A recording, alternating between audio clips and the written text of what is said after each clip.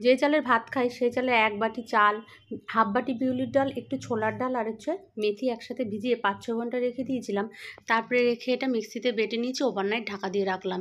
একটা আলু সবজি বানিয়ে নেবো। কড়াইতে তেল দেওয়ার পর শুকনো লঙ্কা, তারপরে দিলাম ছোলার ডাল, বিউলির ডাল, আর রয়েছে হিং, রয়েছে কালো সর্ষে, তারপরে রয়েছে হচ্ছে কারি পাতা, বেশ খানিকটা পেঁয়াজ দিলাম, আদা কুচোনো, লঙ্কা কুচোনো, তারপরে রয়েছে লবণ, হলুদ আর টমেটো কুচোনো দিলাম।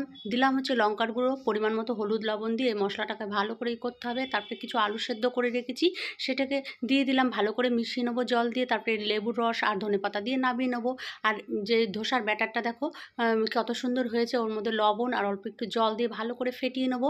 তারপর ওদিকে ননস্টিকের আমি চাটু বসিয়ে দিয়েছি, ওর মধ্যে অয়েল ব্রাশ করে নিয়ে একটুখানি ভালো করে ন্যাপকিন দিয়ে মুছে নেবো। তারপরে একটু জল ছিটিয়ে দিয়ে আবারও মুছে নেবো। গ্যাসটাকে অন করে দিই, কিন্তু ভালো করে গরম করে নিতে হবে। 2 হাতা ব্যাটার দিয়ে এবার আলতো হাতে ঘুরিয়ে নিতে হবে ধোসাগুলোকে। দেখো আলু ধোসা কি সুন্দর আজকে তৈরি হয়ে গেলো। উপর দিয়ে আলুর পুরটা দেবো। ভালো লাগলে একটা লাইক আর শেয়ার করো।